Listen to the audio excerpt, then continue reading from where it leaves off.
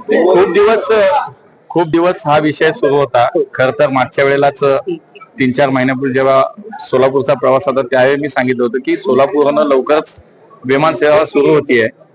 देशामध्ये माननीय प्रधानमंत्र्यांनी मागच्या 10 वर्षात या विमान क्षेत्रामध्ये जी क्रांती त्यांच्या नेतृत्वाखाली घडली, खूप मोठं काम उभं राहिलं। देशामध्ये मागच्या 70 वर्षात 2014 पूर्वी केवळ 74 विमानतळ होते आणि आज आपण जर पाहिलं तर 161 विमानतळ देशामध्ये आज कार्यान्वित झाले। त्यातलंच एक विमानतळ होतं सोलापूरचं आणि उडान योजनेच्या माध्यमातून आज RCS उडानमध्ये सोलापूरच्या विमानतळाचं त्यावेळेला बांधकाम झालं आणि त्यानंतर काही काळ प्रतीक्षा सोलापूरकरांना करावी लागली की विमान सेवेसाठी। पण आज प्रत्यक्षामध्ये सोलापूर आणि गोवा ही विमान सेवा सुरू झाली। पुढच्या काही दिवसामध्ये 1 ते 2 महिन्याच्या काळामध्ये मुंबईची विमान सेवा सोलापूरवरून सुरू होतीये आणि त्यानंतर उडान योजनेच्या माध्यमातून पुढच्या काळामध्ये भविष्यामध्ये या विमानतळाच्या सुद्धा बाकी काही फॅसिलिटीज आहेत त्या कम्प्लीट केल्या पाहिजेत।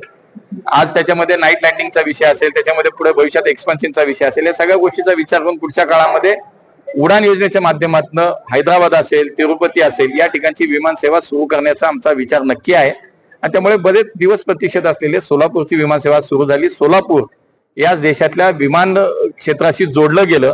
आज विठ्ठलाचं पांडुरंगाचं पंढरपूर, आज तुळजाभवानी मातेचं तुळजापूर, आज सिद्धेश्वर स्वामीचं आज इथं मोठं स्थान आहे। आज त्याच्यानंतर अक्कलकोट स्वामी, अशा या सगळ्या विषयाशिवाय सोलापूर ही एक मी म्हणतो की निश्चितपणे ही शब्दस्थानं तर आहेतच, पण पुढच्या काळामध्ये पर्यटन असेल, व्यापार असेल, उद्योग असेल, शेती व्यवसाय असेल, सगळ्याला चालना निश्चितपणे या विमान सेवेने मिळाल्याशिवाय राहणार नाही आणि चांगला एक प्रयोग या ठिकाणी आज निश्चितपणे झाला। माननीय मुख्यमंत्री